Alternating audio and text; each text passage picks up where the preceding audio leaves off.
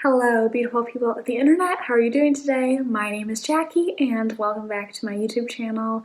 Today in this video, I'm going to be starting another little reading vlog. I am home alone with my cats this weekend, so I thought, why not get some reading done and have you all keep me company? I mean, I know that sounds a little weird because you're not even gonna see this vlog until weeks after this actually happens. But you know, figured this would be fun, give myself something to do. My plan for this weekend is to hopefully read the entirety of In My Dreams I Hold a Knife by Ashley Winstead because I'm so excited to finally read this book. And also, since it's a thriller, I think I can easily finish it in one weekend. I read thrillers really quickly. So that's going to be happening. And I think, okay, so this is bad, but over a year ago, I said I was going to make another episode of Adaptation Battle, comparing the different adaptations of Little Women. I made one which was comparing the different Emma adaptations, which I'll link in the card. And so I said I wanted to do a Little Women one as well, especially considering that has so many adaptations. And then that just never happened. It's been over a year now since I made the first episode and I haven't really even started another one. Yeah, I apologize. I really didn't mean to put it off for this long. These videos, though, do require a lot of work because I have to watch all the different adaptations. If there's one that maybe I've seen before, but I haven't seen it in a long time, then I want to rewatch it just so it's fresh. I take notes to get all my thoughts together, and they also take really long to edit, so I think I've been putting it off, but I don't want to do that anymore. There is a Masterpiece PBS/BBC Little Women miniseries that I've never seen before. I know when I checked last year, it was free on Amazon Prime Video, so assuming that adaptation is still free, I might watch it this weekend to finally get started on this video. That's pretty much it for this intro. I'm going to finish up at work, and then I will talk to you when I'm done. I went to the library to pick up the other books that I needed for my TBR. This Agatha Christie is like so vintage looking. Look at the end pages. What year is this from? It's a hardcover collection from 1985. Huh, it's interesting. Then I got Ariadne. That one I only have for 2 weeks because it's a recent release. And this copy of Gone with the Wind, which I was not expecting to look like this. It doesn't even have a dust jacket, but it does have these characters on the front. So maybe I'll start some of this weekend because it's really big. How many pages is it? 959. Oh God, it's so dirty. Who knows how old this copy is? It's probably seen some stuff. I'm probably gonna take it easy this weekend because I hurt my feet. I know you all don't really care, but I bought a pair of Toms and I had the bright idea that to break them in, I should wear them on a walk around the neighborhood. That wasn't a good idea. They actually made my heels start bleeding. And so now I have these giant wounds on the back of my feet. Who knows how long those will take to heal? People on the internet said that the Toms will stretch out once you wear them for a few hours. And I sure to God hope so, because if they don't stretch, then I basically just threw my money into the trash can because I cannot wear them like this. It was really painful. Not my finest hour for sure. But that's enough about my problems. I'm gonna start reading this book tonight. I'm really excited for it, honestly.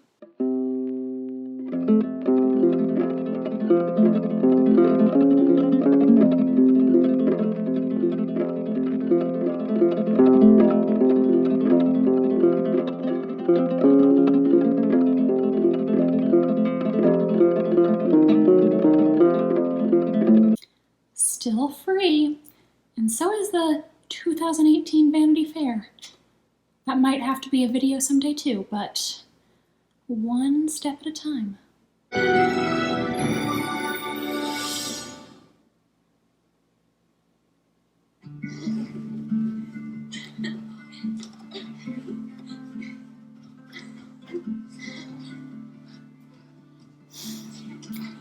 This is a interesting way to start. So I watched the first episode of the BBC/Masterpiece PBS, I can't say words, adaptation of Little Women, and so far it's fine. Is it really good? No. Is it really bad? No. It's just okay. If my memory serves me correctly, I think the first episode was for the most part pretty faithful to the book. I feel like the end of the first episode, they kind of changed some stuff, and I kind of didn't really understand what the point of changing it was. Because that's something I always struggle with when I'm watching an adaptation or a historical drama, and they change something from the book or from the history or whatever, and I don't understand why they changed it because it didn't make the story any better. I'm okay with making changes for the TV show or the movie or whatever. I'm not a total purist like some people are, but sometimes I get confused when they change something and I don't understand why they did that. Like, I want to at least understand the rationale for the change and understand why you thought that might be better. But anyways, I feel like mostly it's been faithful so far. However, the beginning of Little Women is very episodic, and I don't know if that necessarily translates as well to a TV show because the first episode didn't really flow, in my opinion. It was kind of like we were just jumping from one incident to the next in a way that felt a little disjointed and I don't think was perfect for television. Also, for some reason, I had in my head that this was a 5-episode miniseries. It's actually only 3 episodes, and I don't know how they're gonna fit the entire book into 3 episodes. I don't know. I feel like at some point something's gotta give. If the entire thing is only 3 episodes, you gotta cut some things out. And I feel like they didn't cut out a lot of it from the beginning of the book, so how are they gonna make up that time someplace else? I really don't know. I also read a couple chapters of In My Dreams, I Hold a Knife Before Dinner. I really didn't read that much though, so I'm gonna pick it up again right now. Basically, this is about Jessica, and she is invited to go back to her 10-year college reunion, and when she was in college, one of her friends, Heather, was murdered, and that murder really fractured their friend group. One of the other friends was accused of murdering her, so now she's going back to college to see all of them together again for the first time since this happened.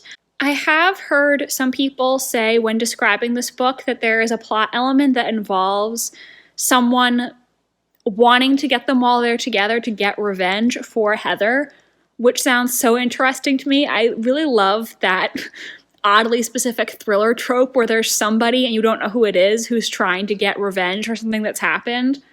So yeah, haven't read much of this so far, don't have that much to say. I will say they name dropped the Phi Delta fraternity, and that's the fraternity my father was in. So that was kind of funny. Hopefully they're not going to say anything bad about Phi Delta because Bob would not be very happy. I know this is a very popular book and I'm very excited to continue reading it. The one thing I'll say is I feel like, I don't know, maybe it's just because it's so different from my reality. It's hard for me to imagine people actually talking like this. All the characters in this book are very privileged, very conscious of their status, that sort of thing. And some of the things they say, I just don't feel like people actually speak that way to each other, but also maybe that's intentional. Maybe the author wanted them all to come across as really fake and out of touch. That's also possible. I mean, does anyone actually talk like this? You're choosing her? Like, nobody speaks like this. Like, quit being so dramatic. This book is like a soap opera. Just these super privileged, spoiled, terrible people who will do whatever it takes to advance themselves. All of them so bad.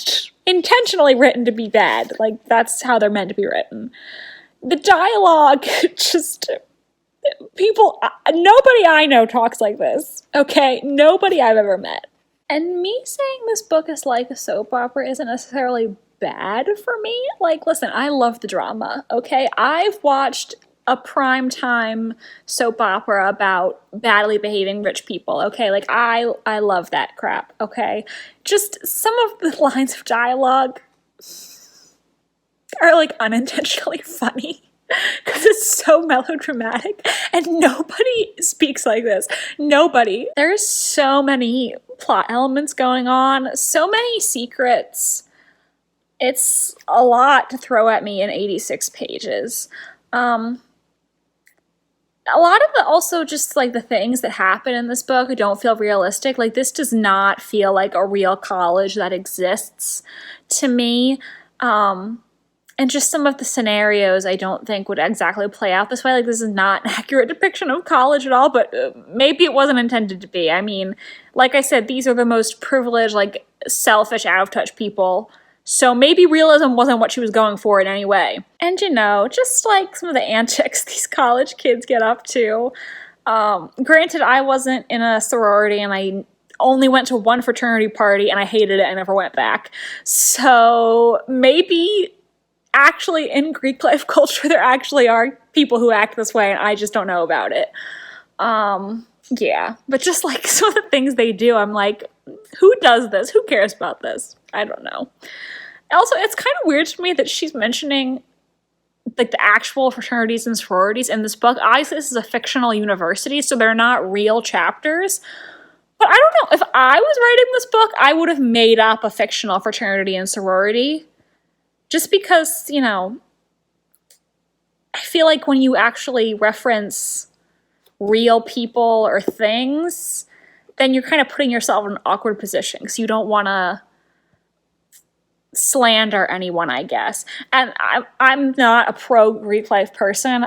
Greek life didn't interest me, as you can probably tell. I didn't join, I didn't participate, and I think that as an institution it has a lot of problems. I'm just saying, like, I would not mention a real organization in a less than flattering light because I feel like there will be people who will be offended, and you're kind of setting yourself up in a bad position when you do that. Hi, so I want to update you on how reading In My Dreams I Hold a Knife is going. I've read over 100 pages and I have very mixed feelings about this book. I mean, I read a whole bunch of it in one evening, so it kept my attention, but I do think it's like kind of ridiculous. Like, the dialogue is just cringe in my opinion at points. And I also feel like there are some characters who aren't really featured that much in the book, so I really don't know much about them. And I think it's hard to say who I think did it because there are some characters who are getting no attention in the book. And also the murder victim, Heather, I feel like I know very little about her, so it's hard for me to theorize about why someone would want to murder her. So I'm gonna share some thoughts about what I'm currently thinking. It's really hard to formulate a theory about what happened, but I can tell you who I think it's not. This could count as a spoiler, I guess, because I'm going to talk about some things that happened in the first 100 pages. So if you haven't read this book, then I will put a timestamp for you to skip to not hear these potential spoilers. If you already read this book and you want to hear, then just keep watching. Or maybe you haven't read this book, but you don't care to, so you're fine listening to me talk about it. So a major plot point in the book so far is the love triangle between Jessica, the main character, and Mint. Yes, everyone calls him Mint. His last name is Minter. Mint is such a dumb nickname, but that's fine. And also Coop. So Mint was Jessica's college boyfriend who she thought she was going to marry someday, but then he broke up with her and he later married Courtney, a girl Jessica doesn't really like. And Coop, she was sleeping with behind Mint's back in college. And personally, I get the impression that the book is going to have Jessica and Coop end up together, but maybe that won't happen. Maybe Coop will end up being the bad guy. Personally, I don't think so. I don't think it's Jessica either. I do think it could be Mint, though. I'm not entirely convinced, but I could see it where he ends up being the killer, and so that kind of makes Jessica feel like she can admit that Coop is her true love or whatever. Coop, however, in the present timeline is now engaged to Caro, who was a very good friend of Jessica's. I feel like we don't know a whole lot about Caro. She seems like she's a very nice person, and Jessica even kind of acknowledges that her wanting Coop when he's engaged to Caro is such a betrayal of Caro, the person that she considers her truest friend. So at this point, I don't really think Caro's the murderer, but I definitely think she could be, because I could see how that would be shocking for the reader. This character who seems like such a nice person is actually the murderer. And also, if Caro is the murderer and she gets caught, that then frees up Coop to be with Jessica in the end. So that would make sense as a plot development. I'm going to discount Frankie and Courtney as suspects because the book has thrown suspicion onto both of them already. And generally speaking, not all the time, but typically, if a character becomes a suspect early on in a mystery or thriller, in the end, they won't be the killer. Now, Agatha Christie did sometimes use this as a technique. However, I have no reason to think that's what's being done here. I think it's just a misdirect, and the author wanted to throw suspicion onto Frankie and Courtney, but in the end, it won't be them. This is just, a red herring. So I don't think it's either of them. It's kind of interesting. So the character Jack, who is part of this friend group in college, he was Heather's boyfriend at the time of her death and was originally suspected for the murder. Jessica believes he's actually innocent, though. So Jack did not come to their college reunion at Duquesne University because there's a lot of people who still believe that he murdered Heather.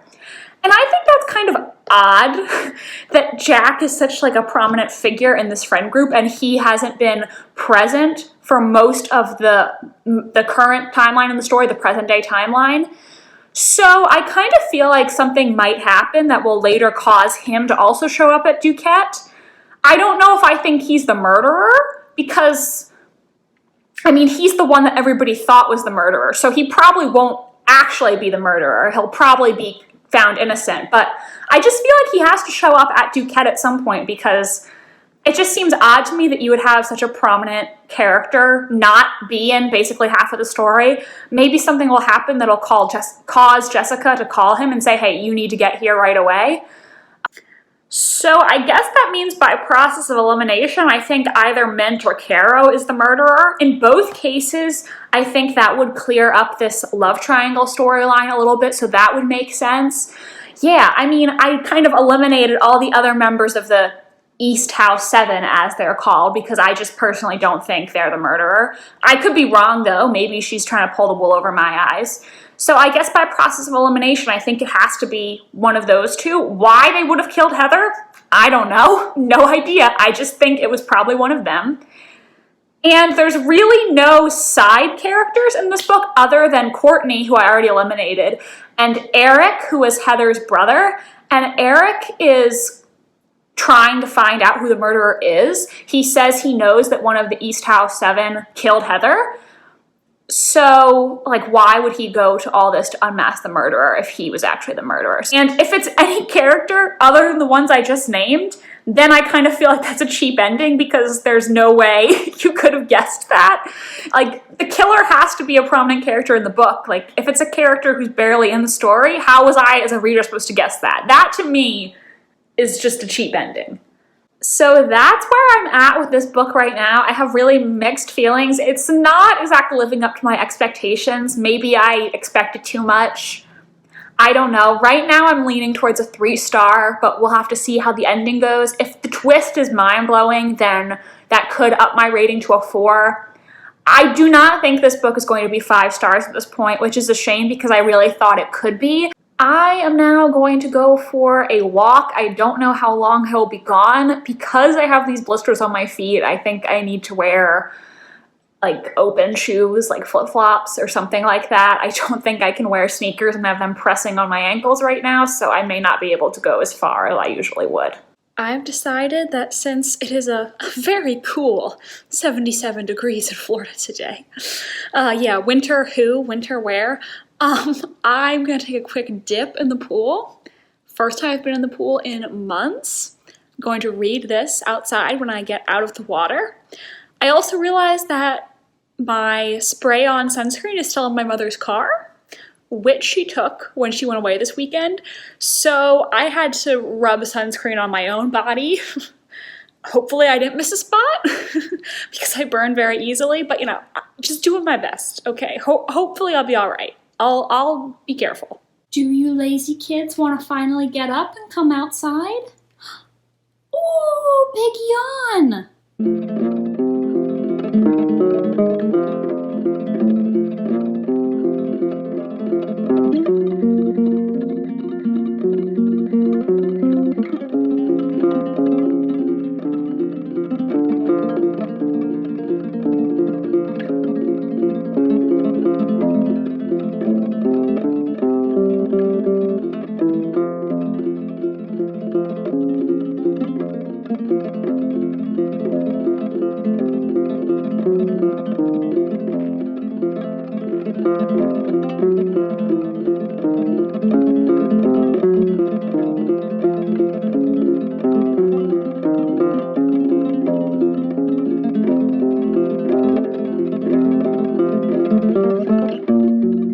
Okay, I am now on chapter 34, page 239, and I think the book has gotten, like, much better. I'm definitely enjoying it more now.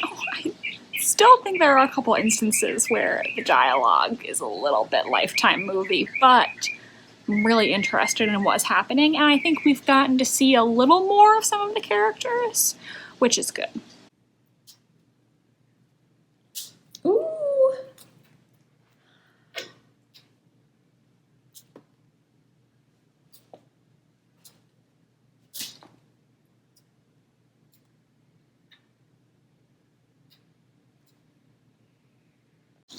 Oh God, not this again.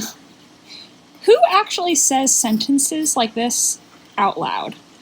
So I finished this book. I think the later half of it really saved it for me. The beginning, I mean, I wasn't really feeling it. I can't give this 5 stars because, like I said, some of the dialogue I just thought was way too dramatic.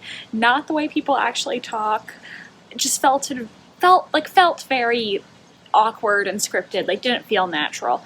But I think that the second half of the book addressed some of the concerns that I had in the first half, and I enjoyed the pacing of it and also the ultimate resolution. So what I can say without spoiling anything is, while I did predict the whodunit, it was one of the people that I suspected, I think the way everything was revealed was really interesting, and I appreciate that the ending hinged on some details that had been brought up at the beginning of the book that I had kind of forgotten about. I really like it when thrillers do that. You can kind of, in retrospect, realize, like, oh yeah, I should have figured this out. I think that a majority of the characters were really interesting, very unlikable, but I personally don't mind that. I mean, this is a thriller, so they weren't meant to be likable. They were very messed up in a very interesting way. And actually, the romantic plotline in this book, I actually didn't hate. I mean, they were both, to a certain extent, very bad people. But I kind of liked them together, like as this kind of messed up power couple. Now I'll talk about spoilers really quick, so I'll put spoilers on the screen when that goes away. I'm done talking about the spoilers.